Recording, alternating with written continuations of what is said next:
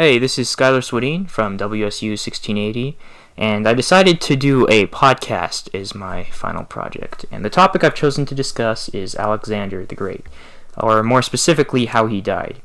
I was reading through, the provided list of topics we could choose, trying to decide if I should choose one of them or do my own.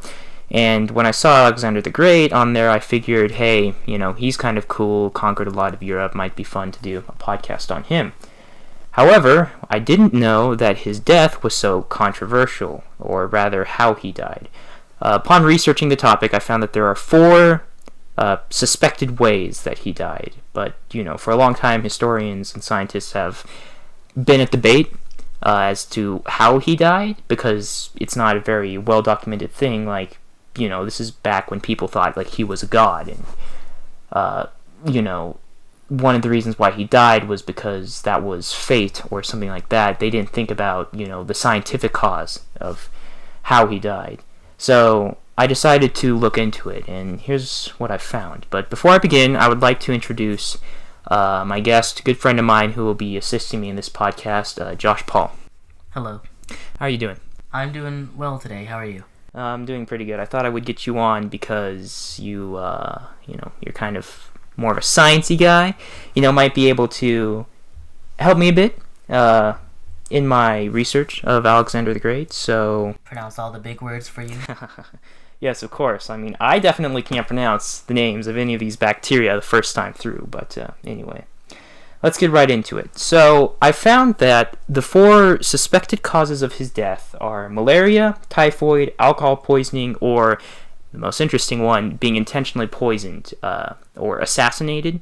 There's not really any evidence to suggest that he was assassinated by a knife stab or a sword stab or, something like that. It would have been poison if he was, in fact, assassinated.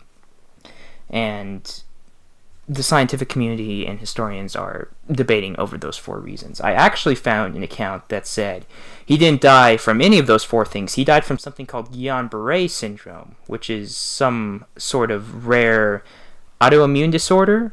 Basically, the immune system attacks healthy cells in the nervous system, and basically some of the symptoms associated with it are similar to what happened to Alexander on his deathbed, because even though the way he died is up for debate, everyone generally agrees that before he died, he was bedridden for a few weeks, had an intense fever, abdominal pain, stiffness in the neck, and eventually he wasn't able to talk, and then, he died. And interestingly enough, after he died, his body didn't start decomposing until 6 days, after his assumed death. And people thought that his body not decomposing for 6 days, because you would expect the body to start decomposing immediately after his death. They thought the reason that he wasn't decomposing is because he was like a god, like he was special, right?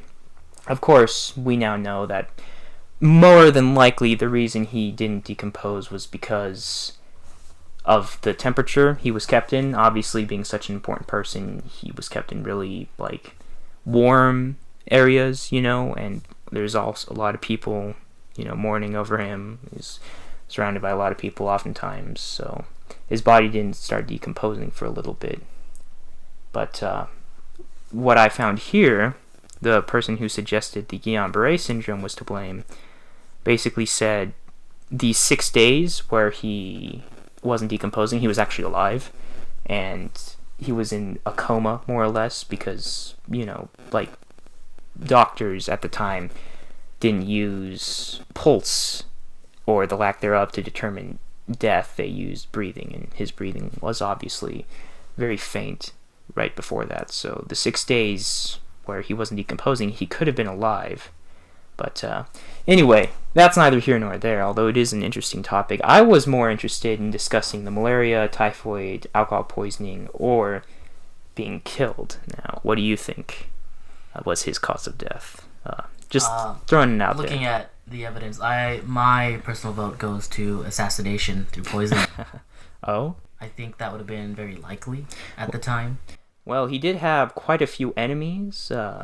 He had a lot of fights with people. Mm-hmm. He got drunk a lot, and that's one of the reasons why people suggested alcohol poisoning. But there are a lot of instances of him getting so drunk and getting into fights with people and killing them, and saying things to people that he probably wouldn't otherwise, and a lot of that is why he had all of his enemies.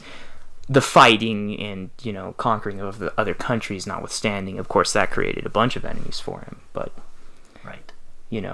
That could be a reason why someone would have ill intents towards him to poison him, and if that was the case, they certainly did a fantastic job. His entire empire started breaking up, more or less, after he died. I mean, it's kind of difficult back then to maintain control over such a large amount of land, Right. but, when your leader, and he was a very charismatic, very famous leader, like, it's one of the reasons why he's looked upon as one of the greatest military generals. When you lose a man like that, the man who was the backbone of the entire country, then it starts to fall apart. It didn't help that he didn't really have an heir, or there wasn't really a second person to take command, so, it was kind of a front-loaded thing. There's a lot of instances in history where there will be one guy who is in charge of any given group, a country, something like that, and when he dies, the country falls into disarray, or the group starts to crumble, but... Of course. Anyway, so some of the symptoms he had, aside from, the agitation, the stiffness in the neck, and the pain, matched those of typhoid fever and malaria, which is one of the reasons, of course, it's suspected. And both of those diseases were rampant back during his time. And so people were thinking maybe when he was invading, he went through a bunch of marshes and things like that. He could have contracted typhoid, since typhoid is basically spread through infected feces. If the feces infect food or water and other people consume them, then it can be spread that way. Of course, typhoid can't be spread through animals, so it would have to be, situations where there wasn't a ton of hygiene, such as a military, marching through the marshes, and general lack of good sanitation. That's one of the ways people can get typhoid, so it's very possible he got it that way. And of course, Alexander the Great was known for leading his soldiers into battle, front lines. One of the reasons why he was so popular among his men, and while I'm sure that did a ton to bolster their morale, it led to quite a few injuries on his part, and obviously, those are prone to get infected. And then, of course, there's malaria, which is spread through mosquitoes. And some of his symptoms before his death were also akin to malaria. Of course, then it comes to the question, well, when did he get bit by the mosquito?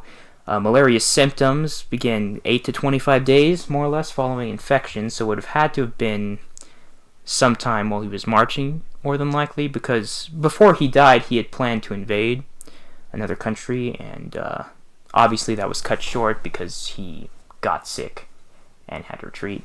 Not to mention there's some mutiny going around among some of his men. They were tired and wanted to break, but,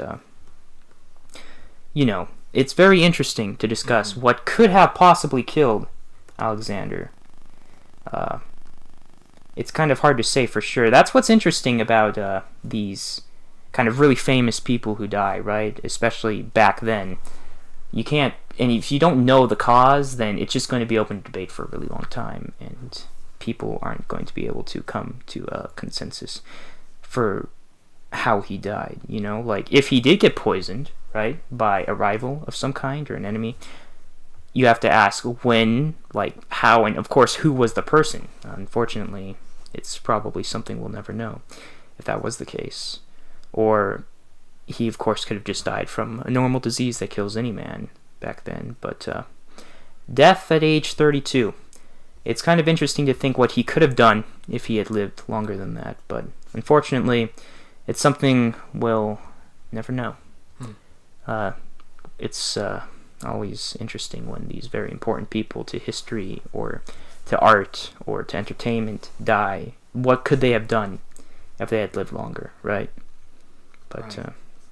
And to me, I'm very curious about another aspect of history in Middle Eastern and Asian countries where Alexander the Great was known to conquer, they had a different name for him. He was known as Iskander the Demon. That is true. And so I'm curious, I wonder how they reacted when Alexander died.